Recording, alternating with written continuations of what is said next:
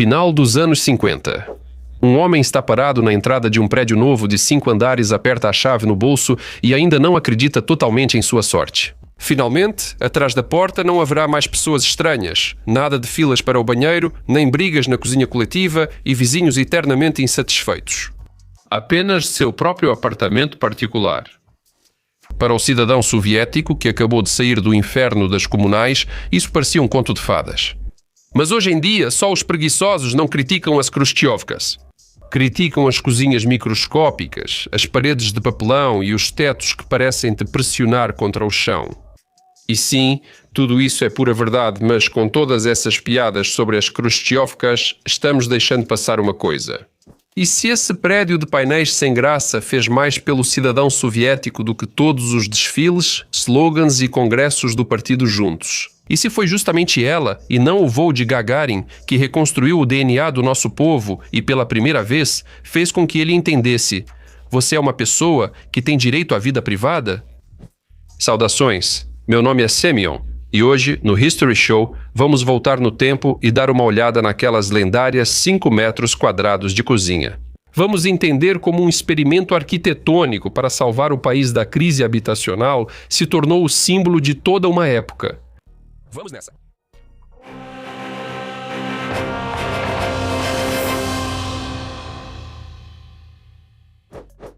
A vida antes do Khrushchevka. Para entender a alegria das pessoas soviéticas ao receberem a ordem, é fundamental saber de que tipo de conforto, para dizer o mínimo, elas estavam saindo. Talvez só nas músicas da banda Dyuna a expressão apartamento comunitário hoje soe até um pouco romântica, mas a realidade não tinha nada de romântica. Como era a organização? Pegava-se um apartamento luxuoso pré-revolucionário, antes habitado por uma família de comerciantes e seus empregados. Era impiedosamente dividido em pequenos cômodos e lá eram alojadas de 5 a 10 famílias, como resultado, uma guerra civil permanente na cozinha compartilhada. O ataque ao único banheiro pela manhã, no verão uma mistura insuportável de cheiros, batata frita e colônia barata por todo o corredor. E no inverno, mágoas terríveis por causa de quem era a vez de limpar o chão. E sabe de uma coisa? Isso ainda era considerado uma opção de elite, porque milhões de pessoas passavam anos vivendo em barracões de trabalhadores. Vou explicar para a geração Z agora. Eram construções longas de madeira nos arredores da cidade, onde dos vizinhos você era separado apenas por uma divisória de compensado bem fina. O isolamento acústico era tão ruim que ninguém tentava guardar segredos ou falar baixo. Qual o sentido, se alguém espirrava do outro lado da parede e você automaticamente dizia "saúde"? Após a guerra, houve um colapso total. 1/3 das moradias estava destruído, as fábricas aumentavam e as cidades ficavam superlotadas. 2 trabalhadores, mas sem onde acomodá-los. E o governo resolvia a questão de forma nada sofisticada, simplesmente apertando mais gente. Colocavam um terceiro no quarto com 2 infelizes, depois um quarto. Em resumo, amontoavam as pessoas como sardinha em lata. O pior não era a falta de espaço, mas como esse tipo de vida acabava com a mente das pessoas. Tente discutir com sua esposa ou falar de algo pessoal sabendo que atrás da parede há 3 pares de ouvidos alheios. A criança tenta fazer a lição de casa, mas acima dela tem um estranho. Um homem qualquer fuma cigarro e xinga. Nessas condições, uma briga doméstica por uma panela no fogão virava facilmente um thriller. As denúncias, aliás, surgiam muitas vezes aqui. Não dividiram a prateleira do corredor com o vizinho? Faça uma denúncia contra ele para quem for de direito. Liberte o espaço vital. Cruel, sim, mas essa era a realidade das comunas. Por que Khrushchev decidiu investir na construção? E então, em março de 1953, Stalin morre. No alto escalão, começa uma luta feroz pelo poder. Beria, Malenkov, Khrushchev, cada um dos pretendentes ao trono entendia que venceria aquele que desse ao povo cansado não mais grandes slogans, mas algo real, algo que pudesse ser tocado com as mãos. Por exemplo, uma cama separada em um quarto silencioso ou uma torneira de onde sai água quente. Nikita Sergeyevich apostou no cotidiano e acertou em cheio. Quando? Quando, em 1956, ele leu seu relatório secreto e destruiu o culto à personalidade de Stalin, houve uma mudança tectônica na cabeça das pessoas. Os antigos ideais foram destruídos e o vazio criado precisava ser urgentemente preenchido. E Khrushchev chegou prometendo a cada família soviética um apartamento. O povo entendeu e os novos prédios logo ganharam o apelido de Khrushchevkas. Aliás, essa palavra era usada com bastante ironia no início, mas isso não preocupava o secretário-geral. Ele sonhava abertamente com o comunismo em 20 anos e prometia que, aí sim, todos iriam morar em verdadeiros palácios. E as Khrushchevkas? As Khrushchevkas eram provisórias, feitas para durar até um futuro melhor. Por ora, era preciso ter paciência. Mas havia outro motivo, sobre o qual, obviamente, o jornal Pravda não publicava. A Guerra Fria não acontecia apenas nos campos de testes e no espaço. Ela acontecia nas cozinhas e nas lojas de departamento. Em 1959, a literatura americana explodiu em Moscou, uma exposição nacional. Os soviéticos formaram filas de quilómetros e, pela primeira vez na vida, viram de perto o cotidiano americano. Geladeiras modernas, máquinas de lavar automáticas e cozinhas incrivelmente confortáveis. Foi lá que Khrushchev e o vice-presidente dos Estados Unidos, Nixon, entraram em um famoso duelo verbal que depois seria chamado de debates da cozinha. Bem no meio do pavilhão, eles discutiam sobre qual sistema alimenta, veste e acomoda melhor o trabalhador comum. O prestígio da superpotência estava em jogo. Assim, a habitação em massa na URSS não era apenas uma preocupação com os cidadãos, era também propaganda soviética, moldada em concreto. A influência francesa e a linha de montagem soviética. Agora, alguns de vocês podem ficar chocados, mas as Khrushchevkas não foram inventadas na URSS. Sua terra natal é a França, mais precisamente pelo grande e temido arquiteto Le Corbusier. Aquele mesmo que o poeta Iosif Brodsky ironicamente comparou à aviação alemã Luftwaffe, porque ambos mudaram drasticamente a aparência das cidades europeias. Após a Segunda Guerra Mundial, os franceses, assim como nós, ficaram atolados no baby boom do pós-guerra. Havia uma multidão de pessoas, as cidades estavam destruídas e não havia onde acomodar tanta gente. Na França, surgiu a ideia de construir prédios de painéis pré-fabricados. Barato, rápido, sem frescura e feito em série como numa linha de montagem. E essa ideia se espalhou instantaneamente pela Europa. Stalin pegou essa sacada ainda no final dos anos 40, mas naquela época, na URSS, reinava o culto ao estilo império. O soviético devia tratar a casa como um templo, com colunas, estuques e tetos de 5 metros. Construir milhões desses palácios era irreal. Então, os projetos franceses foram guardados na gaveta por um tempo, mas depois da morte de Stalin, eles voltaram à tona. Em 1955, o partido emite o lendário decreto sobre a eliminação dos excessos no projeto e na construção. Traduzindo em termos humanos, nada de estuque, nada de colunas. Vamos adotar o minimalismo rígido. Para não reinventar a roda, chamamos o engenheiro francês Raymond Camus. A empresa dele vendeu à União uma licença para a produção de painéis de concreto.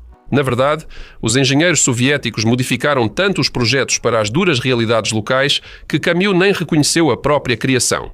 Mais tarde, historiadores ironicamente chamaram o Khrushchevka de cópia pirata do prédio francês de 5 andares, sem intenção de pagar royalties ao francês. O responsável pela adaptação dessa cópia pirata foi o arquiteto Vitaly Lagutenko. E sim, ele é o avô do próprio Ilya Lagutenko, da banda Mumitrol. Lagutenko, o mais velho, pegou a base francesa, eliminou tudo o que era desnecessário e criou a lendária série K7. O primeiro exemplar dessa série foi construído em Moscou em 1958. A tecnologia era simples e genial. As casas eram montadas como blocos de Lego com placas pré-fabricadas. Apenas 2 dezenas de tipos de peças, 3 turnos de trabalhadores e voilá. Em Leningrado, uma equipe chegou a estabelecer um recorde absoluto montando um prédio de 5 andares em 5 dias. Os custos com moradia caíram em 1/3. E a construção se transformou em uma linha de montagem que já não podia ser parada. Anatomia do Khrushchevka. Então, agora vamos abrir a porta e entrar. Vamos começar pelo teto. Aqui eles têm exatamente 2,5 metros de altura. Depois dos luxuosos 3 metros e pouco dos prédios stalinistas, isso parecia um pouso forçado. Os arquitetos pediram ao menos 2,70 metros, mas os chefes do partido reduziram ao máximo para economizar concreto, já que prédios mais baixos custam menos. O elevador não existe no clássico Khrushchevka, e isso foi uma escolha intencional dos construtores. Pelas normas da época, o elevador só era obrigatório para prédios com 6 andares ou mais. 5 andares era o máximo permitido por lei que uma pessoa podia subir por conta própria. Circulou a história de que Nikita Sergeyevich subiu ao 5º andar, ficou ofegante e decidiu: não precisa construir mais alto. Se isso é verdade ou não, fato é que o Estado economizou muito dinheiro ao abrir mão dos elevadores. E depois vinha a lendária cozinha de 5 metros quadrados. Por trás desses números minúsculos havia toda uma doutrina.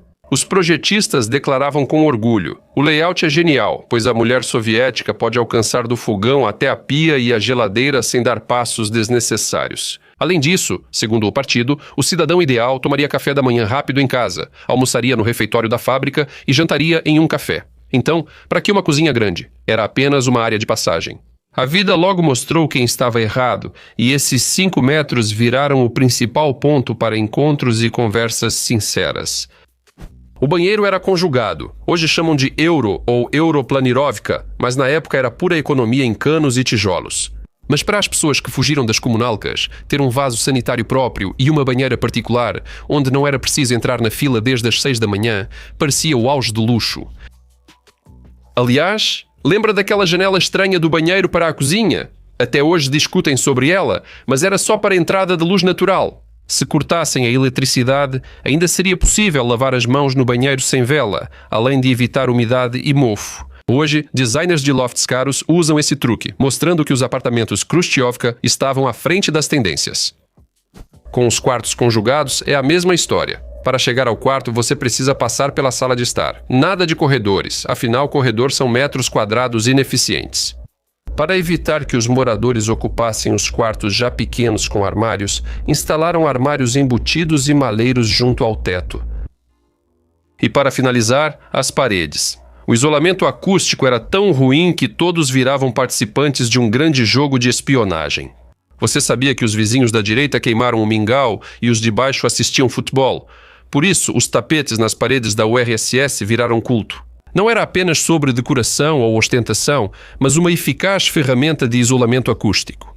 Nos anos 60, sua produção no país cresceu várias vezes. E agora você sabe o verdadeiro motivo dessa loucura felpuda.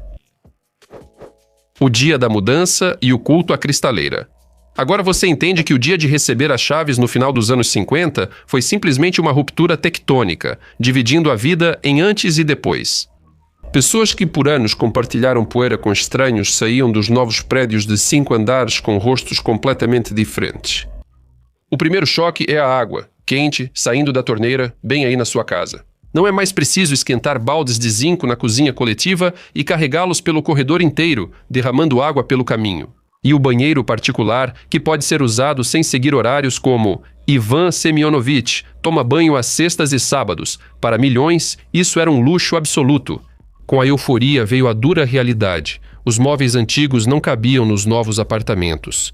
Os enormes bufês pré-revolucionários, cômodas de carvalho e guarda-roupas de mercadores, foram feitos para tetos da era czarista. No Khrushchevka, esses móveis maciços pareciam um elefante numa loja de cristais e fisicamente bloqueavam metade do cômodo. Assim, aconteceu uma revolução dos móveis na URSS. O país precisava urgentemente de algo leve, compacto e dobrável. O sofá-cama, as poltronas transformáveis e, claro, a famosa mesa dobrável, que nos dias comuns ficava discretamente encostada na parede, mas nos feriados se abria ocupando metade do cômodo. Tudo isso surgiu exatamente naquela época. Em 1962, o governo chegou a criar um instituto de móveis de toda a União Soviética para colocar em produção em massa esses móveis transformáveis salvadores. Ficou do jeito soviético, barato, prático e igual para todo mundo. E logo surgiram novos símbolos de status. O auge do requinte passou a ser o cristaleira polida com pernas finas. Atrás do vidro dele, como em um museu, eram expostos cristais raros, bailarinas de porcelana e o serviço de jantar especial, que era proibido tocar sob pena de morte. Pouco depois, esse aparador evoluiu para a famosa estante que ocupava toda a parede do cômodo. Quem conseguir uma dessas, automaticamente se tornava o rei do bairro. E se nela ainda tivesse um minibar embutido com espelho? Pronto. A vida estava oficialmente feita.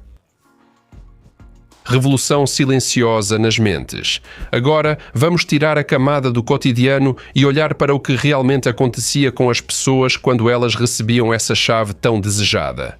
O que ocorreu foi uma revolução silenciosa. Antes dos apartamentos Khrushchevka, o cidadão soviético morava em apartamentos comunitários ou barracões, vivendo sob constante observação pública. Os vizinhos sabiam quando você acordava, o que estava cozinhando para o almoço, quanto ganhava e até quando tentava fazer sexo com sua esposa. A vida pessoal simplesmente não existia. O próprio apartamento, com uma porta sólida e uma fechadura, quebrou esse sistema. Descobriu-se que, atrás de uma porta fechada, finalmente era possível relaxar os ombros. Você pode dizer o que pensa, ouvir a música que gosta e não se preocupar com pessoas estranhas. Foi aí que ocorreu exatamente o efeito que os chefes do partido certamente não previram. A cozinha minúscula de 5 metros quadrados, criada apenas para economizar, de repente se transformou no principal centro livre de um país enorme. Ali, entre o chiado da chaleira e a fumaça dos cigarros, nasceu uma cultura diferente. Nessas cozinhas, durante a noite, sussurrando, liam exemplares de Samizdat de Pasternak e Solzhenitsyn, datilografados com papel carbono.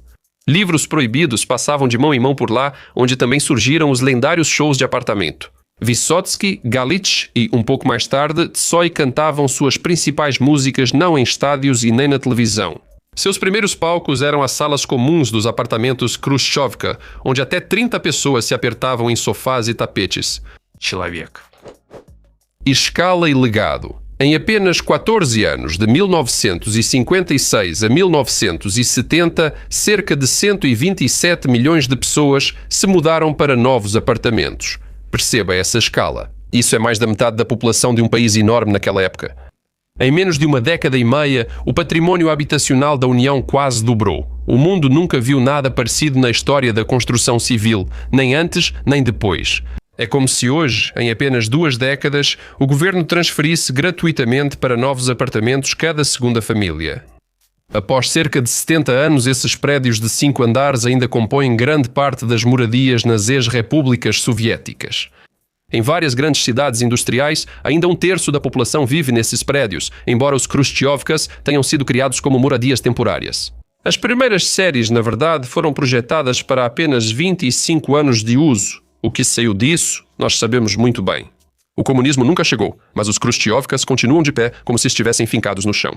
Além disso, perícias modernas mostram que, se o prédio for bem cuidado, sua estrutura resistente pode durar tranquilamente 100 ou até 150 anos. Como dizem, não há nada mais permanente do que o temporário. Sim, nas capitais a renovação está acelerada. Prédios de 5 andares são demolidos por quarteirões inteiros. Porém, afastando-se dos grandes centros, onde a terra é mais barata, o cenário se repete. Os prédios Khrushchevka seguem de pé, agora com janelas de plástico, ar-condicionado e antenas parabólicas, sem planos de desaparecer tão cedo. Parece que eles ainda vão sobreviver a mais de uma era. Então, afinal, o que foi a Khrushchevka? Um símbolo de um igualitarismo barato, onde cada centímetro era cortado para economizar? Ou o maior avanço social que tirou milhões de famílias de porões úmidos? Na verdade, foi as duas coisas ao mesmo tempo. Essas casas eram imperfeitas desde o início, frequentemente apertadas, barulhentas e frias. Mas para toda uma geração de soviéticos, a frase "agora temos nosso próprio apartamento" significava muito mais do que apenas metros quadrados. Ela significava que eles finalmente tinham conquistado liberdade pessoal. Bom, por hoje é só. Espero ver vocês nos próximos episódios. Tchau a todos!